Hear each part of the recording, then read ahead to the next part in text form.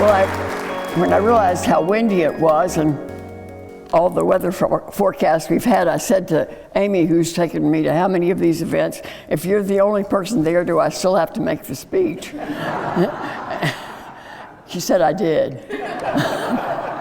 So please be happy that poor Amy will not be the only person who is listening to the speech. And thank you very much for coming. And I hope by the end of it you'll be glad you made the effort, but we'll see about that. When I'm talking with young readers, someone nearly always asks, when did you know you were going to be a writer? I look at the 10 or 11-year-old asking the question, and I feel sure that he, or more than likely she, already knows that she is a writer. I answer by asking the class if they would like to hear my first published work. They always say yes, and so I recite it. Pat, pat, pat, there is the rat. Where is the cat? Pat, pat, pat. This was published in the Shanghai American School newspaper when I was 7 years old. And right beside it was the letter from my teacher, Miss Essie Shields, which read, "The second grader's work is not up to their usual standards this week." So my first published work was published alongside my first critical review. Did I know when I was 7 that I was going to be a writer? Of course not. Did anyone note that I was showing early promise of becoming a writer? Not a soul. And none of us, including me, could blame them one bit for failing to encourage me based on what they read. But something must have happened. Even I can tell that my work has improved over the last 75 or so years. So what did happen between the publication of Pat, Pat, Pat and my coming to be here with you tonight? And I have one word answer to that: reading. It started before I was born. My mother was already in the habit of reading to my older brother and sister, and when I arrived, I was allowed to join the magic circle. I can still almost recite by heart A.A. Milne's poem, Disobedience. You remember that one, James, Morrison, Weatherby, George Dupree, took great care of his mother, though he was only 3. And to my glee, peppered with a sprinkle of anxiety, it was the mother who proved to be the disobedient one, not the responsible 3-year-old. I could go on and on with my childhood delights, which, when I had my own 4 children, I loved to reread. 5 of us gathered on the double bed, Lynn and Mary on each side of me, and John and David at either end so they couldn't touch each other. In addition to my childhood favorites, there were new, quite wonderful books available by that time. I can't remember how many times we read Charlotte's Web on that bed, but I do know that each time we approached the end, John would say, "Don't cry, Mom, you ruin it when you cry." But of course, by the time we got close to page 165, I was weeping uncontrollably and would have to hand the book to a child to complete. Between those 2 scenes of Mother's reading, there were the years when I read on my own. Because I moved so often and was thought in each new location to be quite strange to my classmates, often my closest friends during those years were the ones I met between the covers of books. The friends I found in books not only helped me to understand myself better, but made it possible for me to understand and reach out to other people. I remember how comforted I was reading The Secret Garden. Here was another child in exile from the land in which she had been born. Mary Lennox was so like me, She was terribly lonely and had a fearful temper. But as imperfect and unlovable as she was given the key to a secret garden. When I'm asked what my goal is as a writer for children, my answer is always this: I want to write a book that will do for a child what The Secret Garden did for me more than 75 years ago. The summer I was 16 years old, I, who was born in China, was rooming with a friend, Mary, who was born in Africa. One night after our workday of waitressing was done, Mary began to read aloud to me Ellen Peyton's novel, Cry the Beloved Country. At first, it was just the sound of Mary's Africa-haunted voice caressing the beauty of Ellen Peyton's language that kept me wide awake and enthralled. But gradually, chapter by chapter, that beauty told me of the unspeakable oppression and tragedy that was South Africa for too many years. I'm not sure exactly when it happened, but suddenly one night, the book came alive for me in a new way. I saw for the first time that the tragedy of South Africa was the tragedy of the American South, where I lived and where I had been blind to the oppression from which I, as a white person, had been exempt. I began to cry, sob rather, for my own thoughtless sins and the sins of my people. I look back on those tears as a turning point in my young life. I did not leave all my sins and fears on that wet pillow, but I know my life began to change that night because of a book. My reading life was much richer those days than my writing life. I can remember a fragment of a poem I wrote that same year. It begins with these lines: I am youth, standing at the crossroads of eternity. Which path shall I take? You'll be relieved to know that I cannot remember another word of this poem. And that in the many moves I've made since 1949, it has been safely lost and will, I profoundly hope, never turn up to torture posterity. Indeed, I really hadn't thought of youth at the crossroads, as I think that poem was called, for many years. One does indeed try to block it out when one, as a writer, seemed to have shown so little in the way of early promise. But I'm often reminded that teenagers today are so involved in tweeting and posting and texting that they don't lift their heads to see oncoming traffic, much less to see that there are crossroads ahead and meaningful decisions that need to be faced and attended to. At a conference on technology and literature, I was asked to address the topic, what is literature for, anyway? The fact that we ask such a question means, for those of us who care about books for the young, that we've moved from the golden age of children's literature into an age of downright confusion.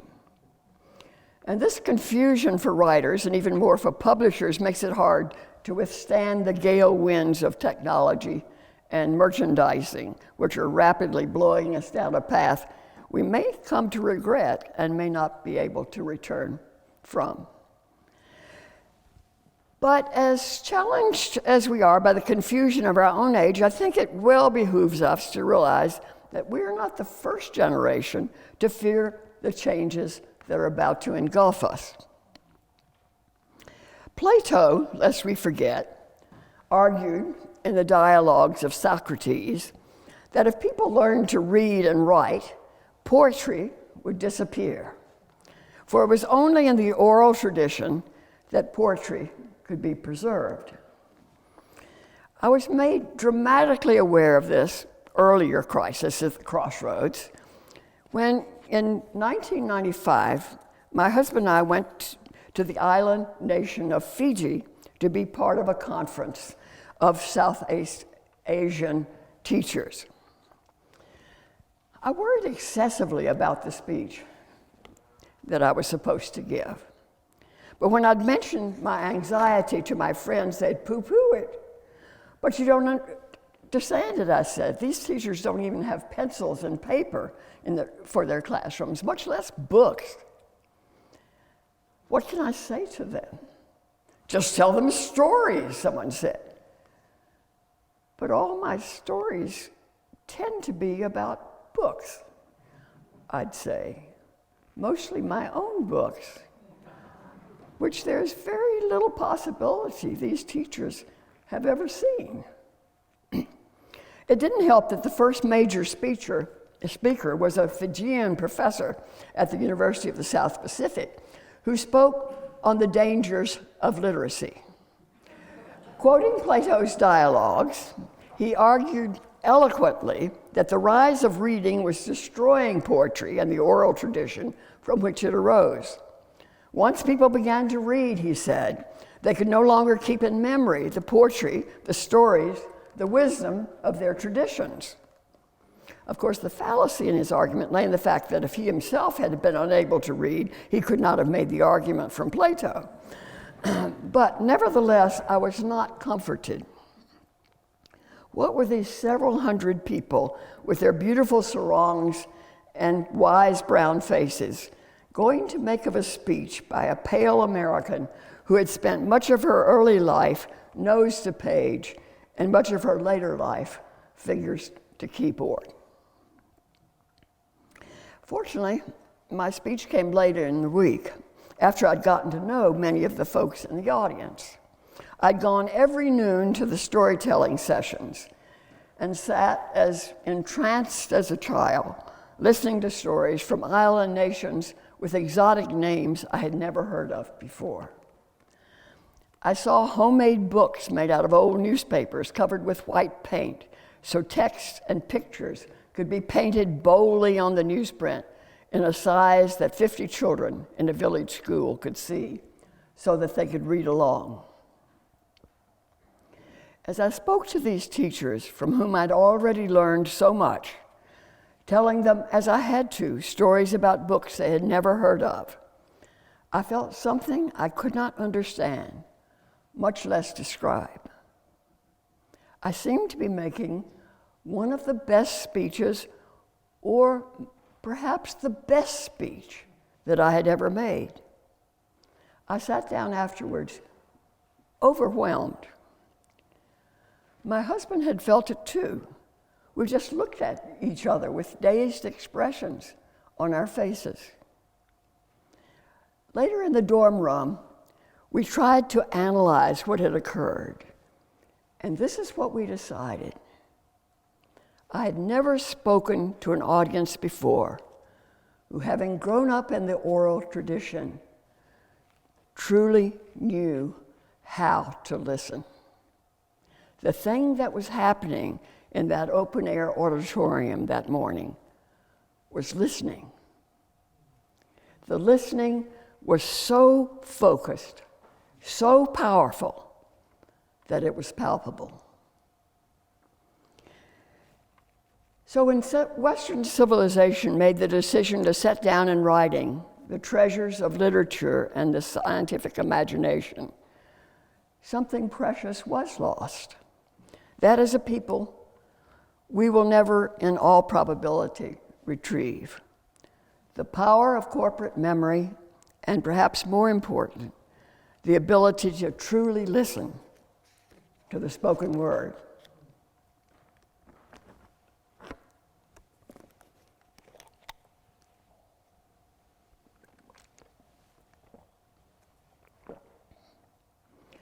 There was another crisis several millennia later.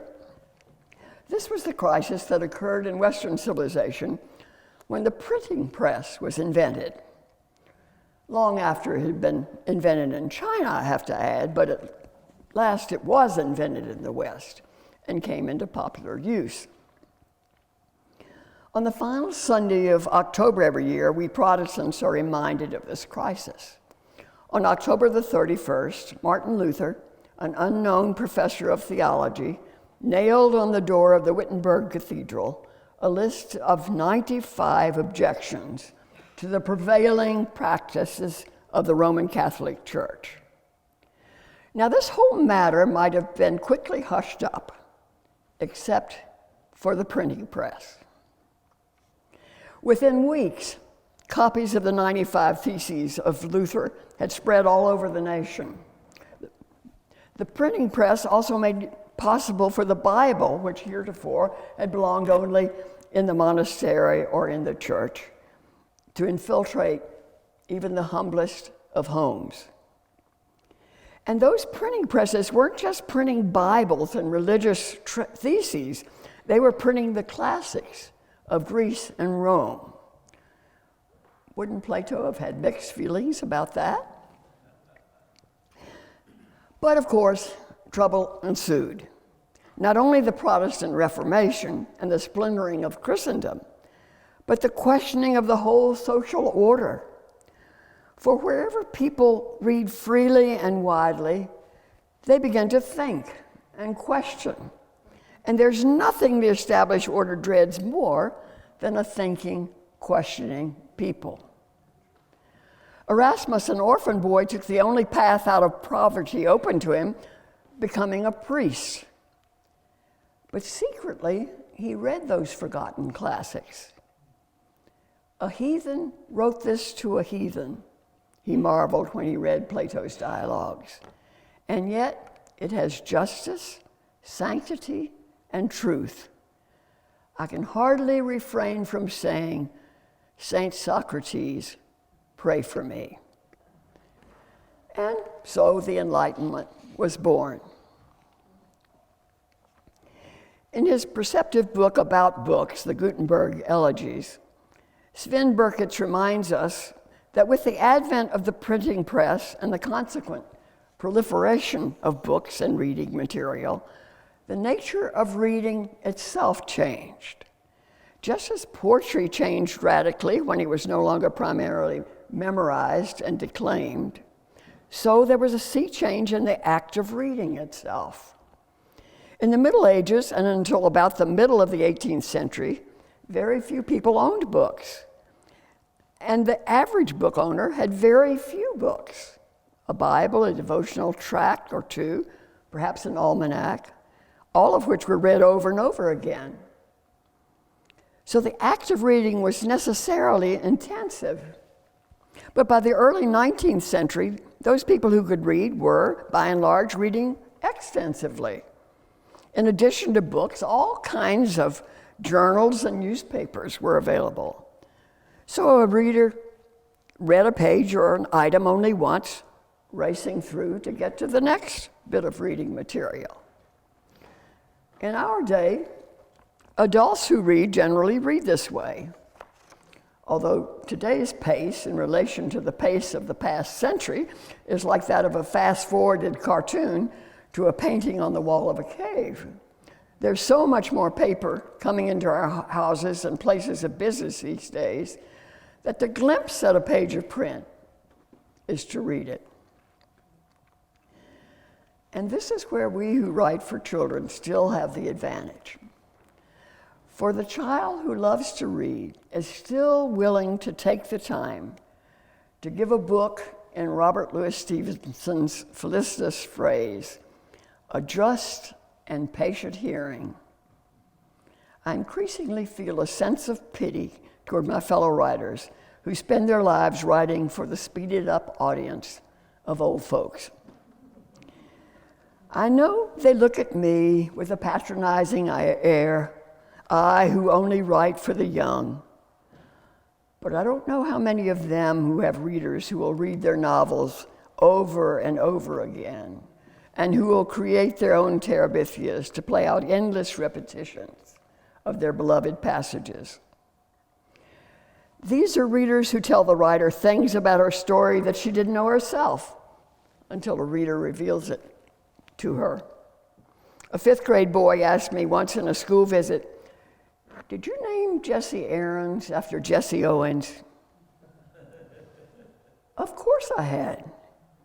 A young boy who wants to be the fastest runner in the 5th grade has a name that sounds almost exactly like that of one of the greatest runners of all time.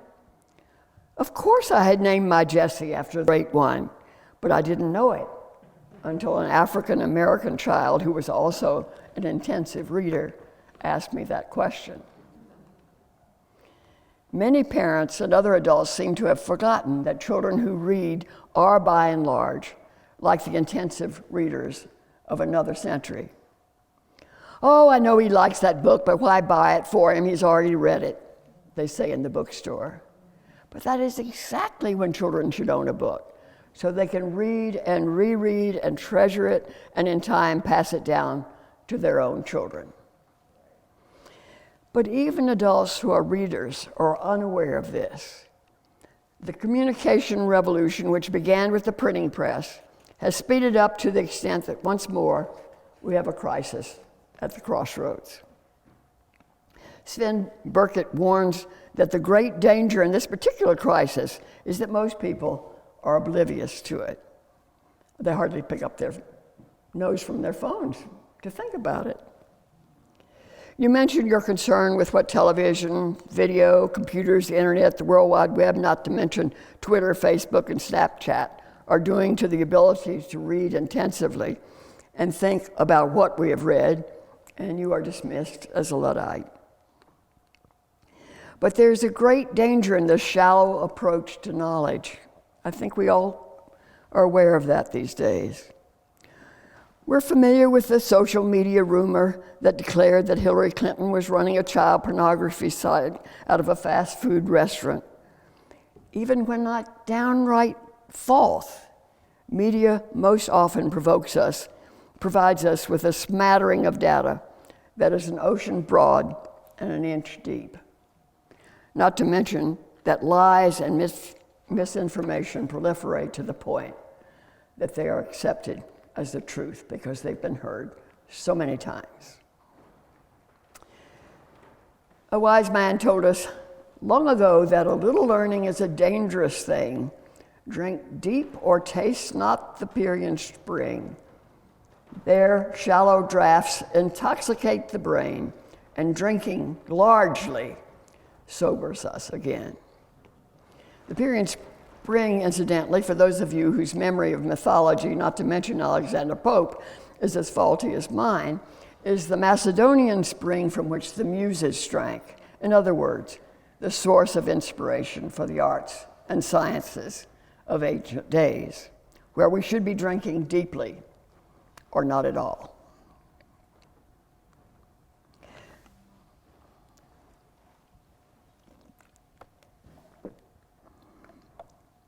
Some years ago in Harper's Magazine, there was a powerful article by Earl Shorris entitled, "Liberal Education as a Weapon in the Hands of the Restless Poor." Mr. Shorris tells how he set out to write a book about poverty in America and ended up writing quite a different book from the one he had intended. "The poor themselves," he writes, "led me in directions I could not have imagined, especially the one that came out of a conversation in a maximum security prison for women." In the prison, Shorris met an African-American woman called Nisi, who was a high school dropout. Nisi had, in her years of incarceration, not only finished high school, but had begun college. Her special love was philosophy. When Shorris asked a group of women in the prison, "Why do you think people are poor?" the conversation centered around the abuse of women until Nisi, with something of a sneer on her face, broke in. "You gotta begin with the children," she said. "And the way you do that, Earl, is by taking them downtown to plays, museums, concerts, lectures, when they can learn the moral life of downtown. At first, Shores didn't understand what Nisi was getting at, but as she explained it further, he realized what she was saying. If the political life was the way out of poverty, the humanities provided an entrance to reflection and the political life. And so with Nisi as his educational consultant, Shores organized a school of the humanities for the poor, believing what Nisi believed and what the University of Chicago's Robert Hutchins had practiced, that the best education for the best is the best education for us all. The project was funded by the baseball player Roberto Clemente.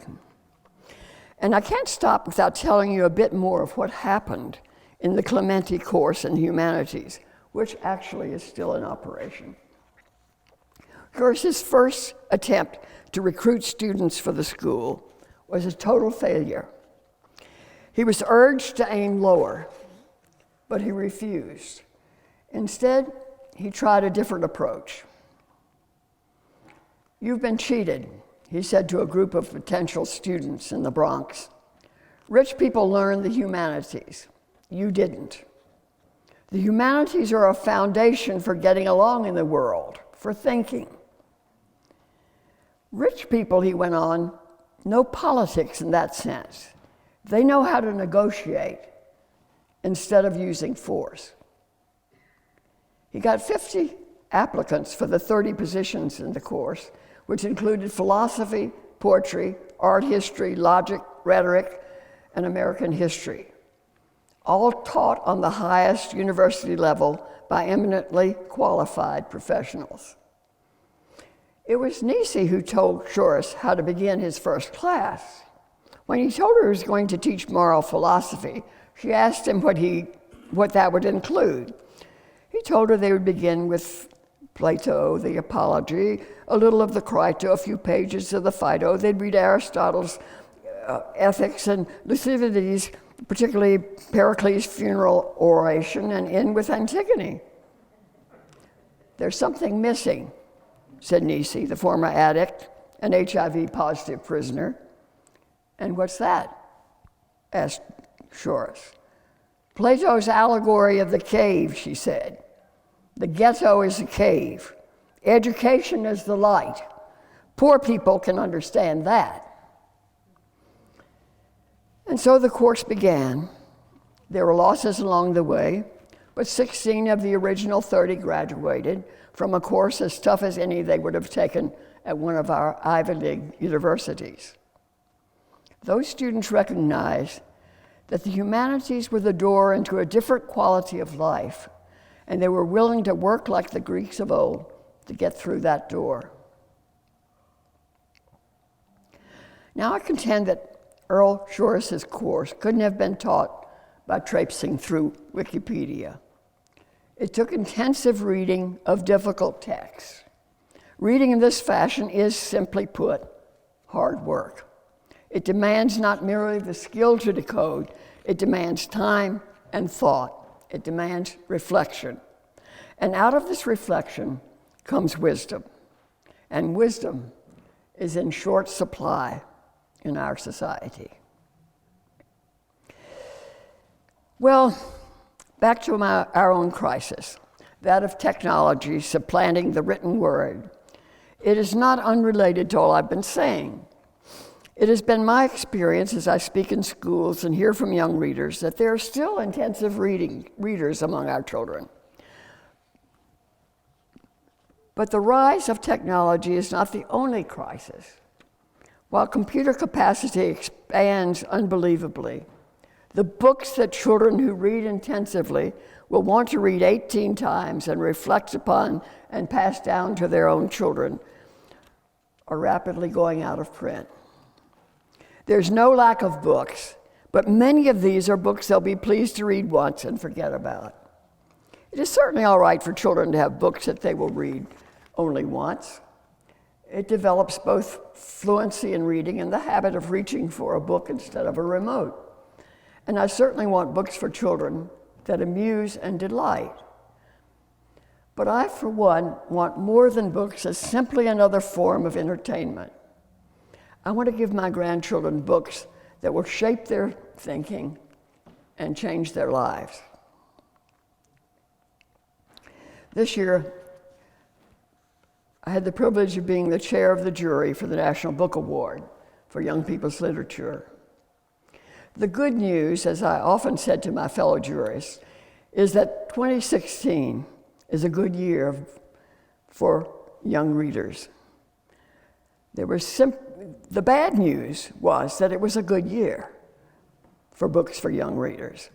There were simply far more excellent, deserving books out of the 400 or so that we considered than we could include in our long list, much less in our final list of 5.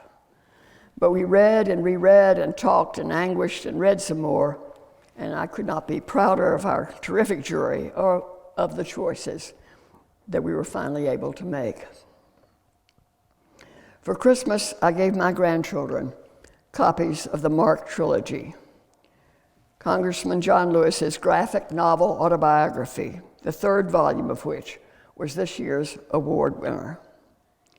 In accepting the prize, a teary John Lewis told how it had been to be a black sharecropper's son in Georgia, who was told that he could not enter the public library because it was for whites only. But he had a teacher who encouraged him, who told him to read, and so he read and read and read everything he could get his hands on. And those books had enabled him to become a leader of the nonviolent civil rights movement of the 60s when he was still in his early 20s. He was arrested more than 40 times, physically abused, and so brutally beaten in the head at the Edmund Pettus Bridge in Selma, Alabama, that it was feared he would never recover. As you all know, for the last 30 years, he has served as a congressman from Georgia, where he's respected on both sides of the aisle and known as the conscience of the Congress. Here is a man who read for his life and for the life of his country. And I think you'll agree that we need more leaders like that today. In 1998, I was given the Hans Christian Andersen Prize by the International Board of Books for Young People. In honor of an American winning the prize, the United States Board of Books for Young People gave me a wonderful gift, $13,000, that I would have the privilege of giving away. It seemed a rather awesome responsibility. And then reading the newspaper that December, I learned about a terrible event in Venezuela. The coastal mountain range, swollen by months of heavy rains, had simply collapsed along its river and stream beds, killing anywhere from 30,000 to 100,000 people and leaving many others grieving and homeless. I emailed my friend Carmen Diana Dearden, who lives in Caracas. Could they use this money to help?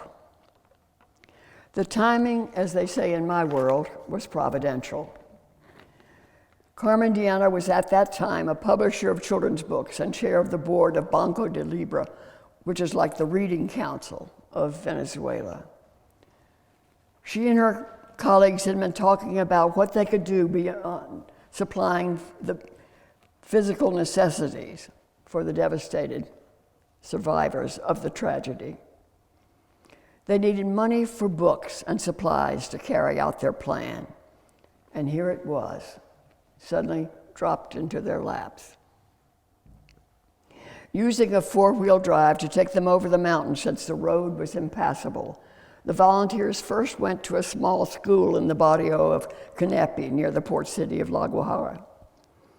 The team from Caracas had sent word ahead that the storytellers were coming, and the frightened, exhausted people of the community came and brought their children for an afternoon of respite. In the midst of the story, there was a rumbling sound. Everyone, including the storyteller, froze. Even the fearless Carmen Diana sidled over the window to see if the mountain was once again collapsing. She was able to assure everyone that it was just the first plane taking off from the newly opened airport, and the story continued. Before the afternoon was over, books had been read aloud, games played, and the volunteers and people of the community were singing together. Afterwards, two parents came up shyly and asked if they could borrow some books. It hadn't been a part of the original plan, but the volunteers said, of course.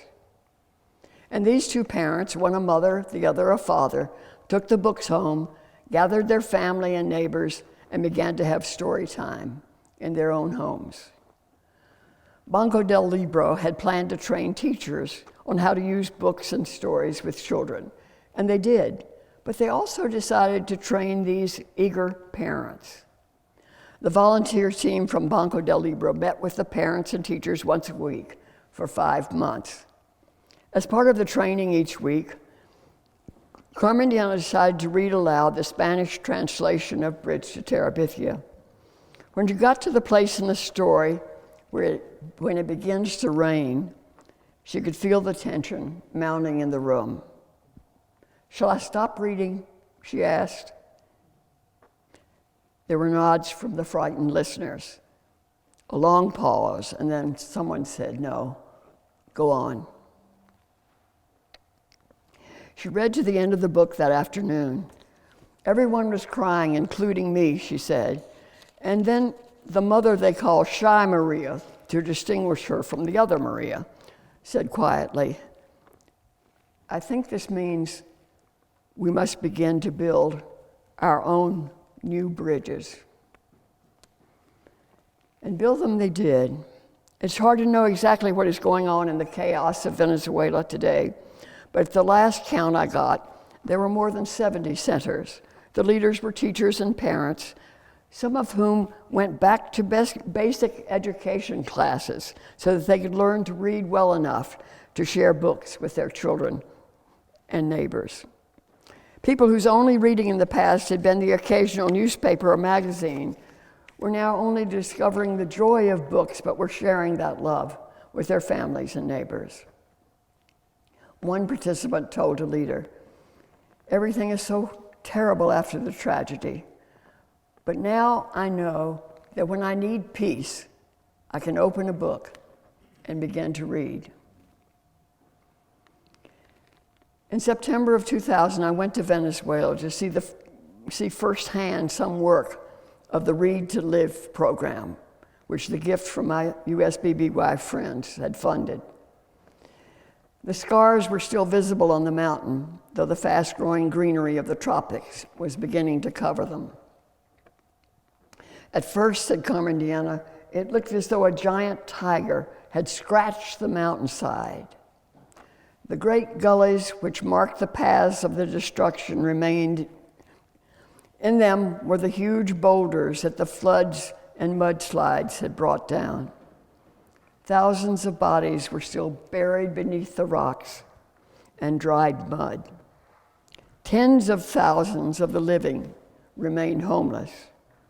Children had lost parents, and parents' children.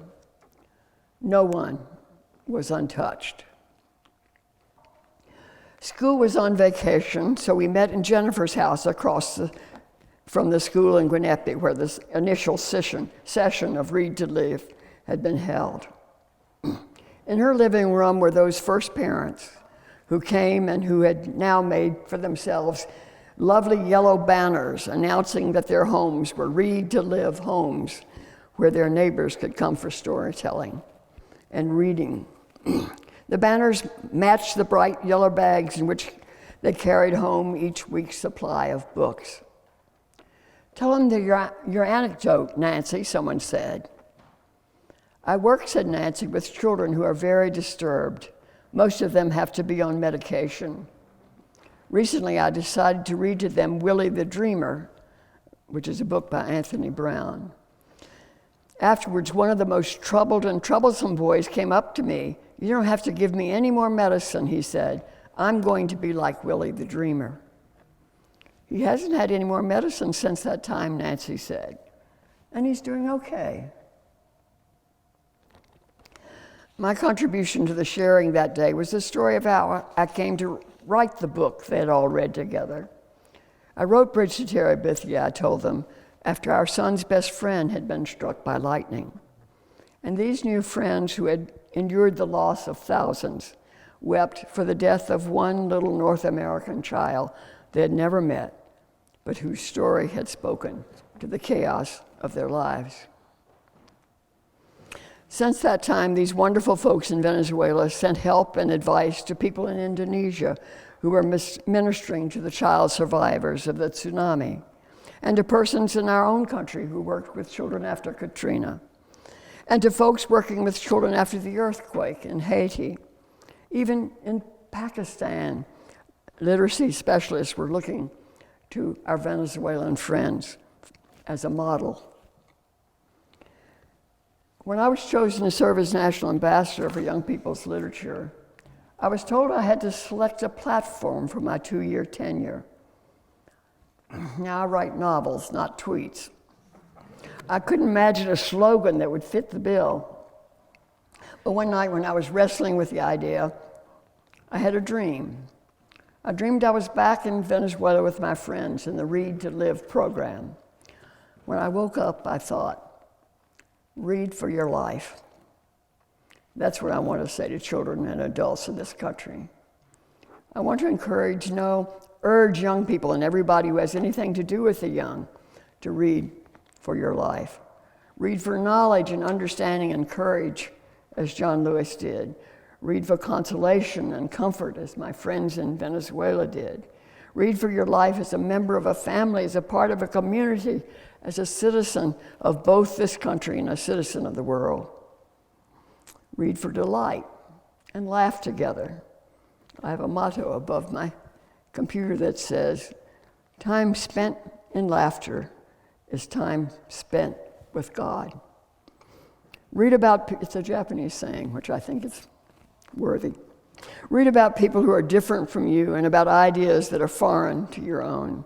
Think about what you read and discuss it with other people in your life. Listen with respect to others' opinions and thoughtfully examine your own. For our country's sake, for our world's sake, for your own sake, read for your life. It's never been more important than it is today. But I was told that I should give you some time to ask questions. When I wrote the book, I was really writing it to try to make sense out of something that made no sense to me.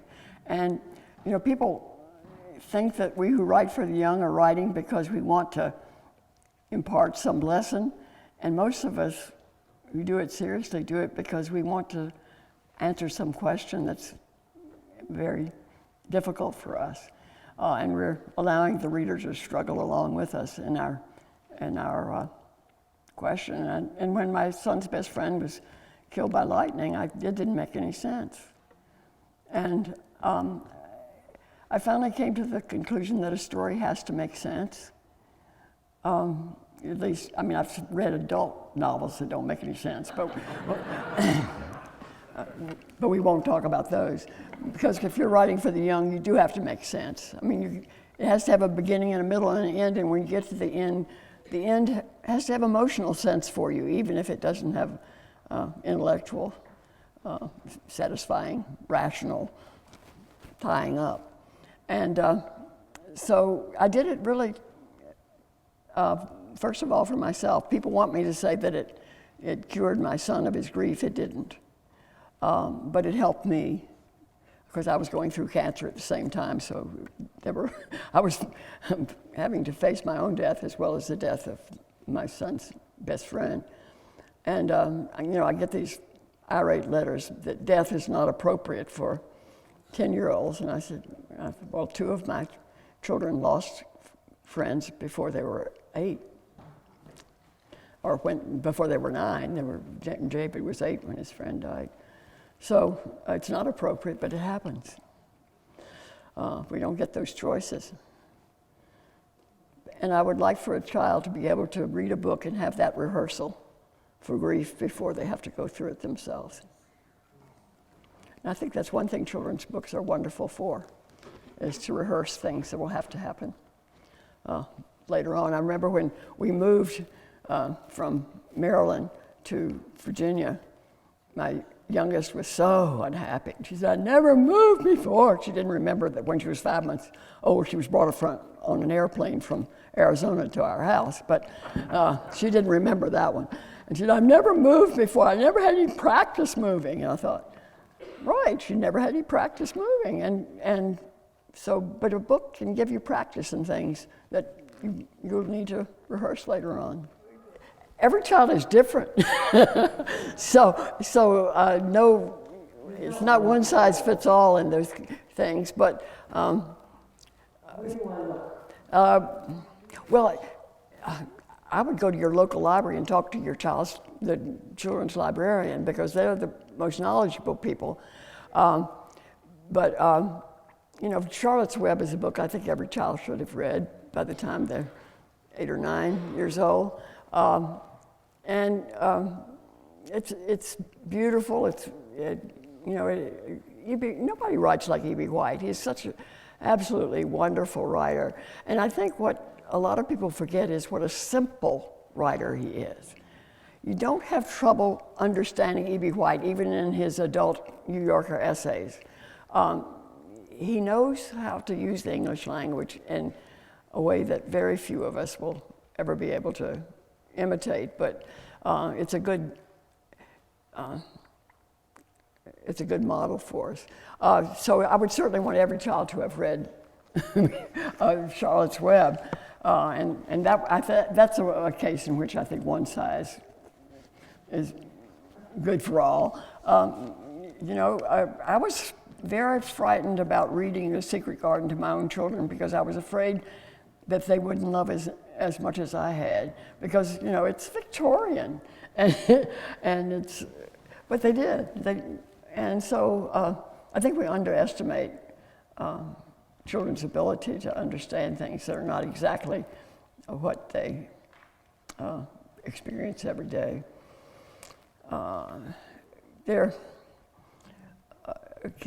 Among people writing today, Kate DiCamillo is a wonderful writer for kids. When I was the national ambassador, they asked me to recommend people, and they said, "We notice everybody you recommended is dead." And I said, "Well, there's a good reason for that, because I have too many friends in the business, and if I mention some people and leave out others, I will deeply hurt some of my dear friends."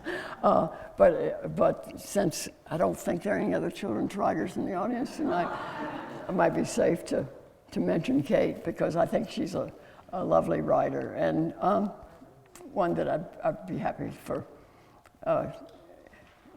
children to read. For a little bit older age, Sharon Creech is a very, very fine writer. When the young woman who was doing publicity for the ambassadorship said, well, if you won't mention living writers, maybe you should ask your grandchildren for their favorite books. And so I did, and my 2 older granddaughters said, "Anything by Sharon Creech." And I thought, where is it written anything by Katherine Paterson? And I sort of shyly mentioned that, and they said, my daughter said, "Oh, Mother, they mean that." And I said, "Well, I don't know."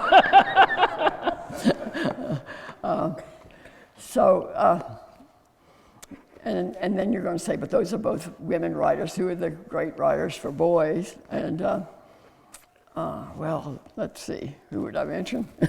Well, of course, some of them are kids' favorites that are not my favorites. So, I hesitate to mention them as favorites, but because they're not mine.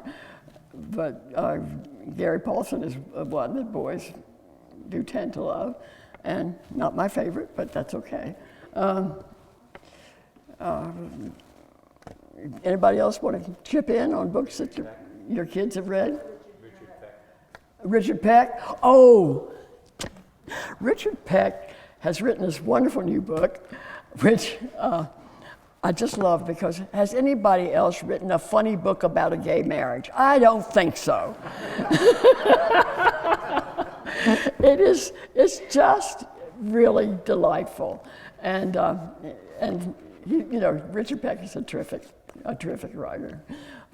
So I recommend The Best Man, about this little boy who turns out to be the best man at more than one wedding and usually makes a mess of his job. That's a great new book. Madeline Yes. L'Engle? Yes, indeed. A Wrinkle in Time? Madeline? Oh yeah, of course, Wrinkle in Time was one of my daughter's favorites. All my children love that book. And Mary, I think Mary read everything that Madeline L'Engle ever wrote several times over. So she particularly loved, what was that one? About the grandfather's death or something, I can't remember it right now.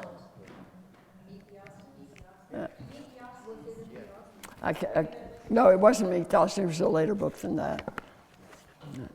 Well, they're gonna ring the bell on me at 8:00, I think.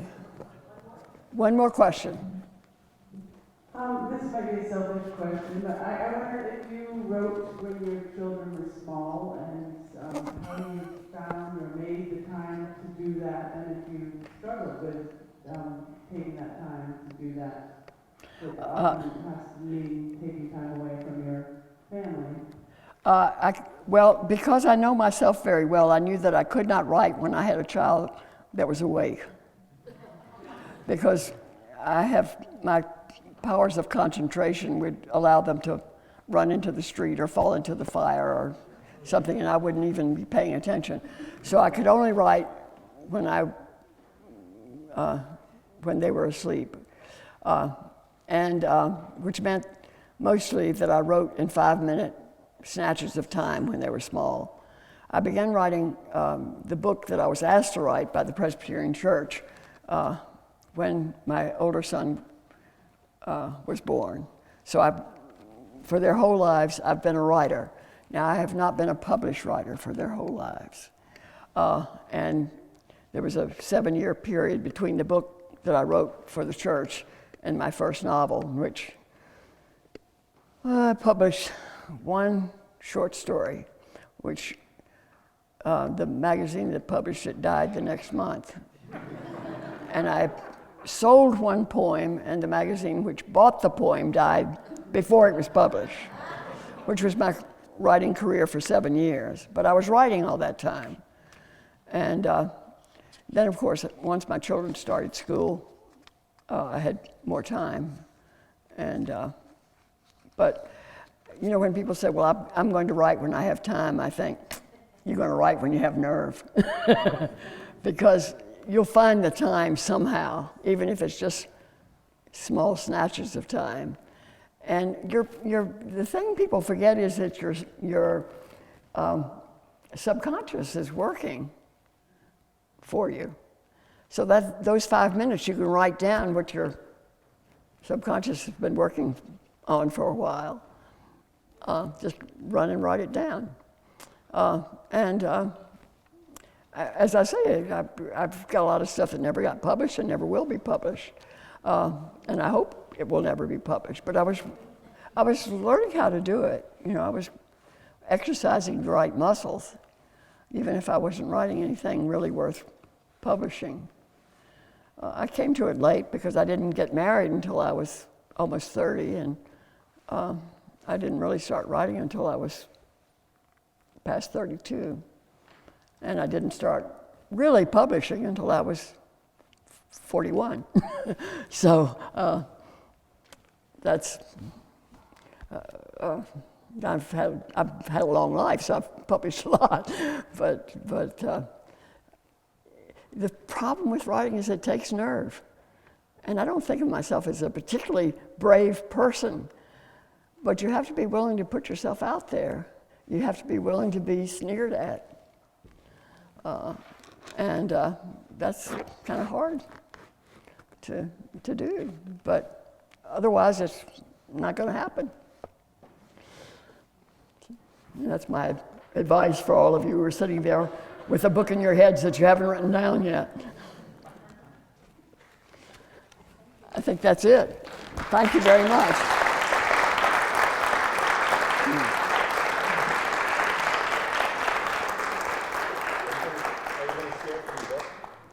No, because I was told to quit.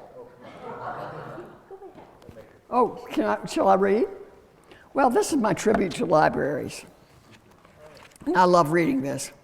And it's not for the great Manchester Library, it's for the little libraries out in the country. The story is the same stuff as Stars, and Angel, who is the protagonist, her father's in jail and her mother is pretty hopeless and has dropped her and her little brother Bernie on their great-grandmother out in the country in Vermont somewhere north of Barrie. And the grandmother does not cook. She only eats canned beans and canned peaches. So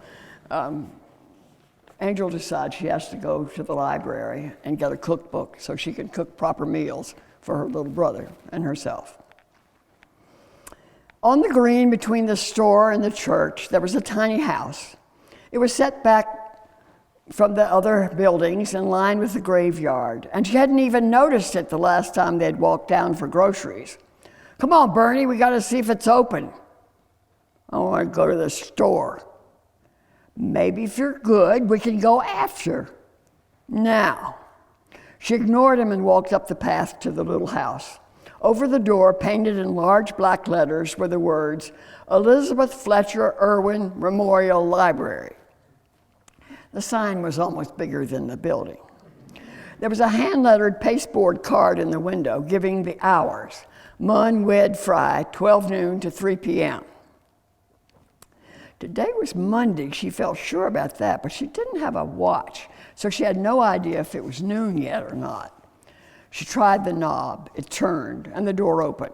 They were in luck. A bell tinkled as they walked in. From the back came a strange little voice. Make yourself at home. I'll be right out. The witch in Hansel and Gretel. Angel's heart skipped a beat. She forced a smile at the still belligerent Bernie. See how friendly they are? He shrugged. For a minute, Angel just stood there, barely inside the door, looking around at the shelves of books. It was much tinier than the school library in Burlington, but no use comparing. It was a library. It had books. You want a book about trucks, Bernie? They probably got a book about trucks. She headed for a sign hanging from the ceiling that said children's. No, I hate books about trucks. You don't, you know it. I do too. You don't know what I like and what I don't like. The argument ended abruptly at the sight of a strange bent-over figure emerging from the curtained doorway in the back wall. Hello, she said, the curve of her back forcing her to twist her face sideways to look at them as she spoke. Bernie shrank against Angel. She put her arm around his shoulder, willing him to keep his mouth shut. I haven't met you before, the woman said. Are you on vacation here? Angel shook her head. We're visiting our grandma, Miss Morgan, up the road. Well, my goodness, I haven't seen Irma Morgan in 100 years. How is she? Surely the woman was joking about the 100 years. Fine, said Angel. She's more than 100 years old, Bernie whispered, his eyes wide with shock. No, the woman laughed, a cackly laugh. I just mean I haven't seen her in a long time. I used to know her back when we were both schoolgirls. Way back in the olden days when it was my grandmother, the one I was named after, who ran the library. She rubbed her hands on the apron she was wearing. How does she dress herself in the morning? Angel wondered. Tried to picture the little woman pulling clothes over her head and bent back and fastening things. Now, what can I help you with today? She may have asked the question more than once while Angel was staring. Angel's face felt like it was on fire. Grandma thought we might do some cooking while I'm here, and I can't seem to do anything without a book. So I was wondering if you have a cookbook a kid like me could understand. Said the woman, and she started shuffling toward a shelf to her right. She walked at such an angle that her head got to the place before her feet did. What's the matter with her? Bernie was whispering so loud that the woman must have heard. If so, she pretended she had. Keep your stupid mouth shut for once, Bernie, Angel said in his ear. The woman turned her whole body around to face them. Could you give me a hand here? I'm sorry. I didn't get your names. Angel Morgan, and he's Bernie. I'm glad to meet you. Angel, Bernie. She gave a funny little shake of her head in their direction. Everyone calls me Miss Liza. Now, Angel, if you'd be so kind. Angel left Bernie still standing a few steps from the door and hurried over. Close to the deformed body of the librarian, Angel felt like a giant on the outside anyway. On the inside, she was feeling, well, as though she wanted to reach out her hand and touch the strange little woman's wrinkled cheek. She knows how it feels to have everyone staring at her and whispering behind her back. But it hasn't made her mean. It hasn't even made her pull into a shell. I have some tongs here somewhere, but why don't you just reach up? The librarian waved her crooked arm toward the top shelf and see if you can find what you're looking for. She swiveled her head from one side to the other. There's a stool around here, I know. Angel located the stool and climbed up to survey the shelf. There were at least a half a dozen cookbooks. She looked at the titles carefully. Cooking Made Easy. That should do it. She pulled it out. Must have been bought by the librarian's grandmother. The pages were almost yellow. There was no pictures and the print was teeny. She put it back. One by one, she examined all the books. She could feel Bernie's fear from across the room. I'm sorry to be so slow. It's just, no, Miss Liza said. Take all the time you need. Meanwhile, Bernie, is it? Would you like to see some books? Angel waited for Bernie's no, but it didn't come. He's probably still frozen witless. Go on, Bernie. She turned from the cookbooks. Get yourself something to look at. I'm going to be a while. How about if I read you a story? The little old lady asked. What kind of story would you like? Still no answer from Bernie. He likes trucks, Angel called. I do not, said Bernie. Trucks are stupid. I know just the story for you, Bernie Morgan, the librarian said. Soon Angel could hear Miss Liza's voice reading. One day, Stanley Q. Stupid had an idea. This was unusual. Calling all stupids, Stanley shouted. Why are they all stupid? Bernie asked. That's their name, said Miss Liza. Mr. Stanley Q. Stupid, his wife, Mrs. Stupid, Buster Stupid, Petunia Stupid, and their wonderful dog called. Can you guess what they call their dog, Bernie? Stupid! No, they call their dog Kitty. Kitty's stupid, said Bernie, and he laughed right out loud. Angel snatched the newest looking of her cookbooks off the shelf and hurried over to hear the story of the stupids who tried to slide up the banisters and take baths with no water for fear they'd wet their clothes. Mrs. Stupid perched a cat on her head instead of a hat, and Mr. Stupid wore his new socks on his ears. When Bernie saw that picture, he shrieked with laughter, and by the time the Stupids ate their mashed potato sundaes with butterscotch syrup, he was almost rolling on the floor. It's my guess, said Miss Liza, that you like the Stupids. You might want to know that we have more books by Harry Allard and James Marshall. She got up from the child-sized chair she'd been sitting on and found Bernie another book. She twisted her face up toward Angel. And what kind of book would you like, Angel, in addition to your cookbook? Do you have one about stars? Angel asked. Miss Liza smiled, looking nothing at all like a witch. "Ah," she said almost to herself, "I think we must have a mutual friend." That meant the librarian knew the Star Man. It only seemed right that she should, both of them being so different from ordinary people. Angel longed to ask the librarian about him, but something kept her quiet. What sort of questions were you supposed to ask about a man you only saw on starry nights and who told you so little about himself? Miss Liza took a small paperback book from a nearby shelf. Angel caught a glimpse of the title, Know the Stars. Good. That was what she wanted, to know the stars. That's it. Thank you.